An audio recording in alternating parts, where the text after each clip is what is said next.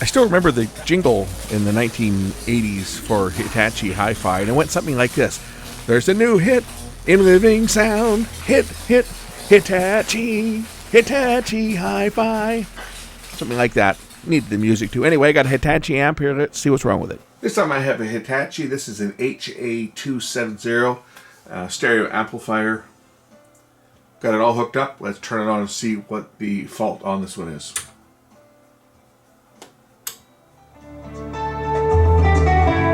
Only have one, meter lights are out for one. Only have one channel. Nothing on the left.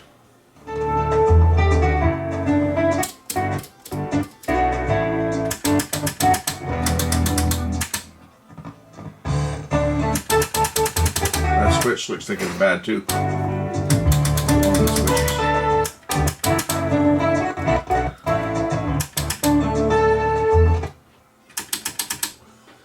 Only one channel, so let's see what's wrong with this one.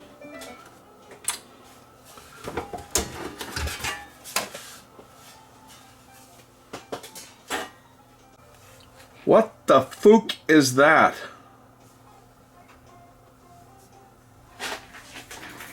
Some bonehead has stuffed a large 3AG fuse in a fuse holder designed for an F size fuse.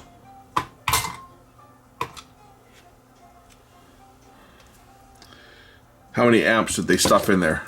8 amps? Really? It says 3.15 on the board. Clearly 3.15 amp fuse.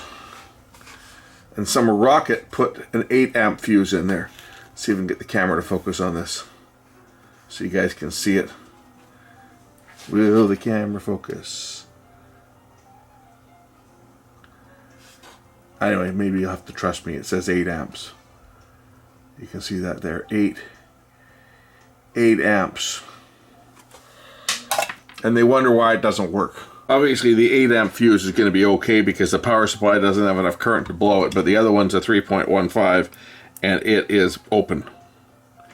So I don't know whether there's a fault other than the fuse is blown on this, but certainly if there had been a fault on the other channel, that would be the left channel and this is the right channel. Had there been a fault on here, that 8 amp fuse wouldn't have blown.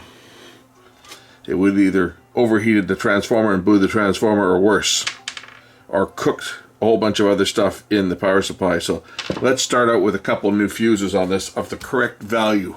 Okay, I've got 2 new fuses. I'm just gonna tighten up this fuse socket because it's had a big fuse stuffed in there before.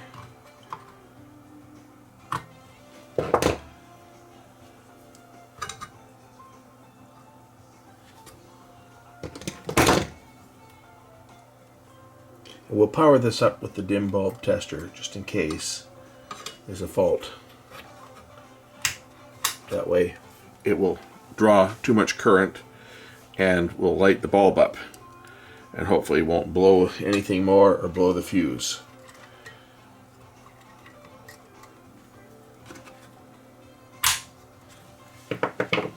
Okay, I'm plugged into the big dim bulb tester in the limited current mode. Let's check it out.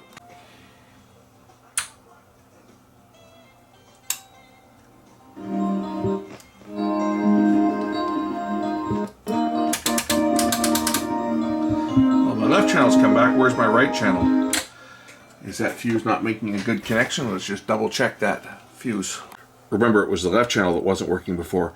Now the right channel's gone out, but it might just be that this fuse holder is just not quite tight enough because, let's just say, some bonehead stuck a great big 3AG fuse in there, which is a much larger diameter, and bent the crap out of the contacts. So let's just see whether this will fix it. We'll put the fuse back in and pop it in place. Okay. Do we get both channels? Yes, we do.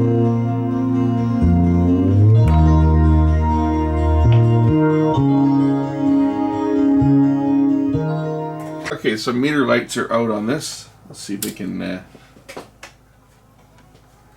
get to the meter bulbs and see if they can be replaced. So we'll pull the knobs off the front so I can remove the front panel so I can access the meters.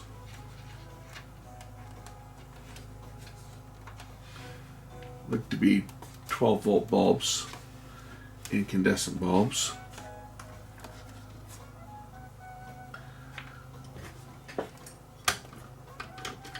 Well, they also look to be built into the meters from where I can see. I don't know if the bulbs are easily replaceable or not.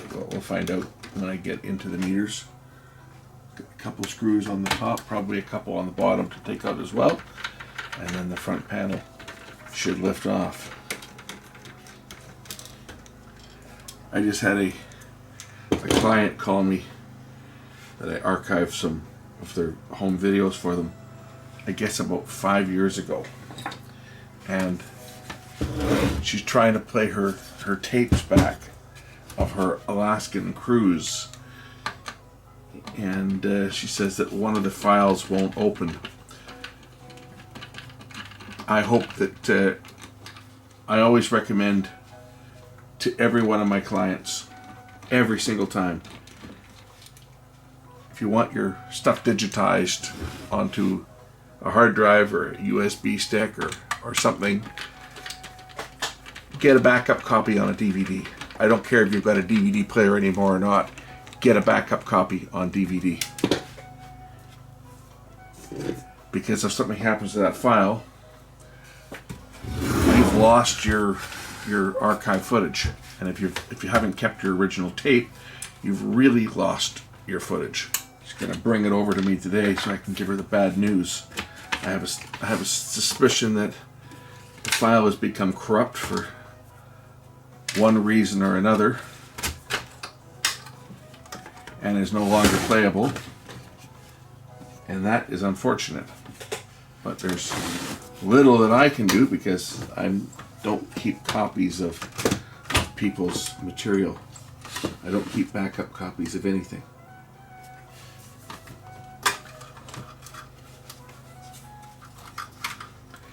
Okay, these meters here look to be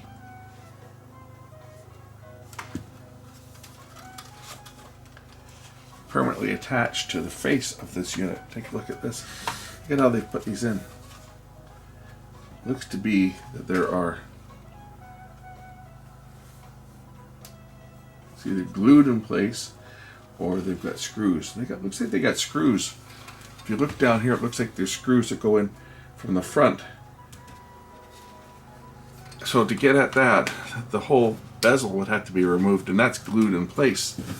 That is going to be fun to try to take those meters out to change those lamps that are inside there. Because the meters don't just lift out. The meters themselves are actually secured with screws that go in. There's a little lip. If you can see it here on camera, there's a little lip here. There's a little L bracket right down there. I don't know if you can see it or not, but there it is. You can see it right there by my thumb, right here.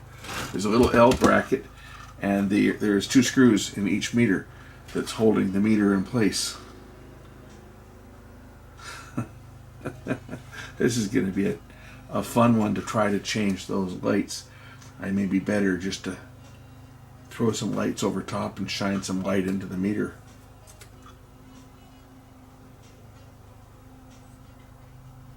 Even LEDs.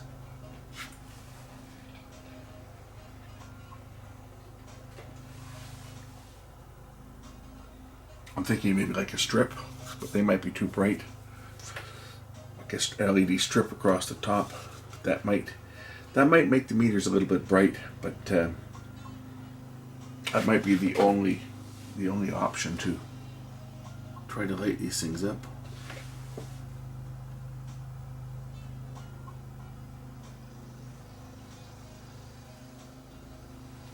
Just gonna put all the knobs back on because there's no point. There's not much I can do on this one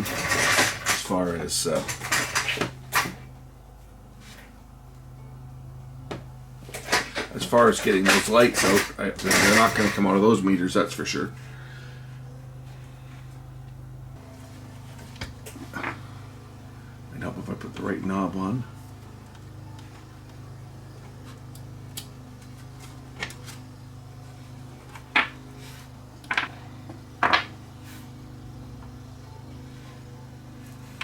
Balance control is a little bit smaller than the other two.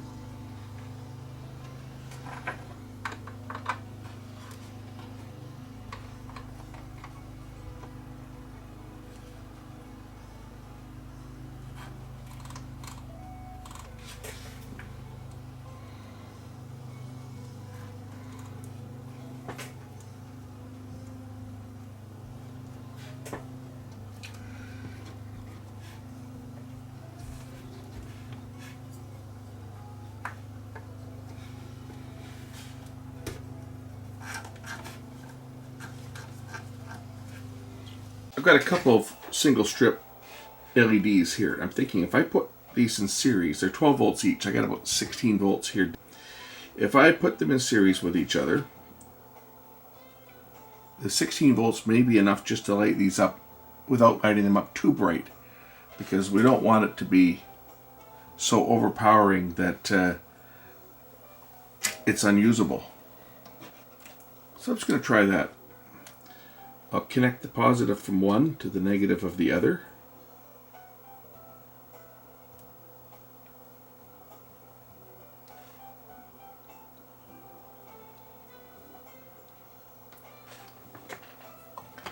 And we'll hook that up to the power supply and see how it works. Just going to make sure I've got the right amount of length between the two of them. About an inch of wire should be, or 2 inches of wire should be enough, I think.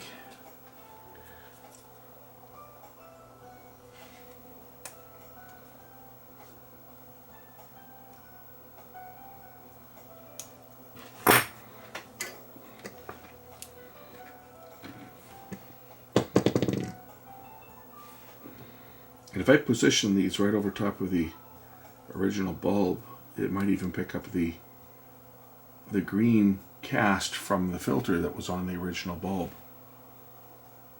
We'll see how it looks. This might be one solution to fixing this problem.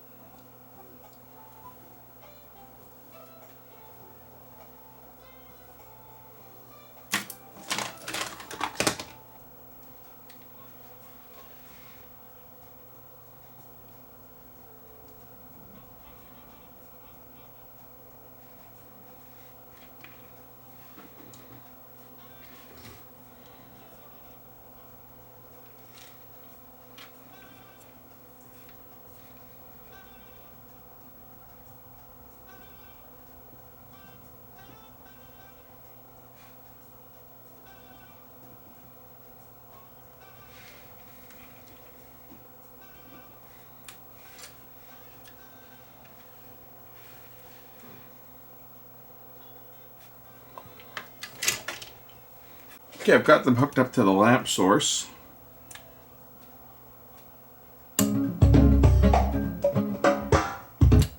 Let's put them in place and see how they light up the original meters. So I've connected the wires up, my positive to the main source, which is A, and my negative to the D, which is ground. I've just kind of positioned the lights over top. I haven't even put them in place yet. I'm just positioning them over the top. I want to see how these light up and what the effect is like.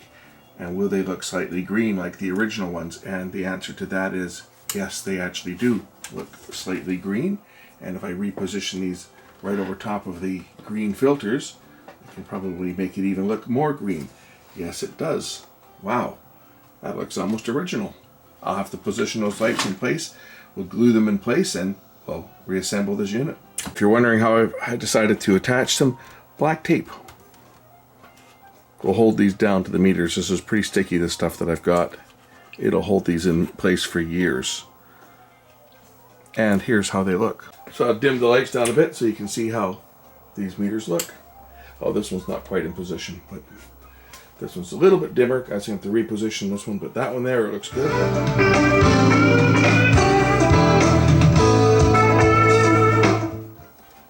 Okay, let's see how the lights look. They've got that green cast to them like the originals, because basically the little strip of LED I put in is shining through the original green gel that was on the incandescent bulb. So we're getting as close to the original color as I think we're going to get. These are warm white LEDs that I've put in, which replicate the color temperature of an incandescent bulb, and the fact that they are shining through the original gel material that the bulbs were on gives them as close a look to the original I think that we're going to get without changing out the original bulbs. And as we saw when I pulled the face off this unit, that's an impossible task, because the only way to get the screws out to remove the meters would be to peel off this very thin aluminum bezel that is glued down. It's probably held in place with double-sided tape to the plastic back, but removing that is going to damage it, and it will never go back on and look like the original. So changing out the bulbs in these meters is not a task that is going to be doable without causing cosmetic damage. So I think this is probably the best solution that we've got, is to put a couple of LEDs, 3 LED strips in place and put them right over top, and say I just used some off the shelf LED strips to illuminate the lamp, or illuminate the meters.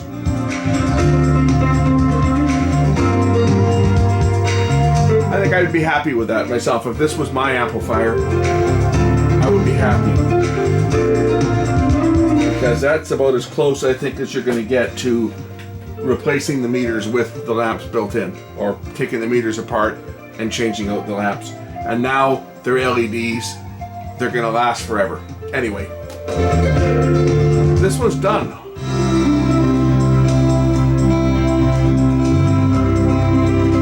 This amplifier actually sounds very good.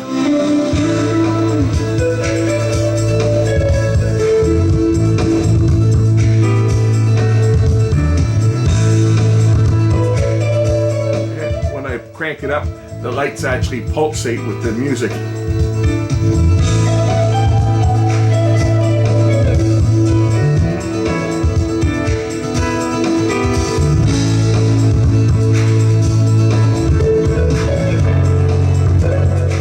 This is not a high power amplifier. I think this amplifier might be 30 watts per channel, 25, 30. It's not a very high power amp, but I mean, most of the amplifiers of this era weren't real high power amps anyway. But it has a nice sound, that's for sure.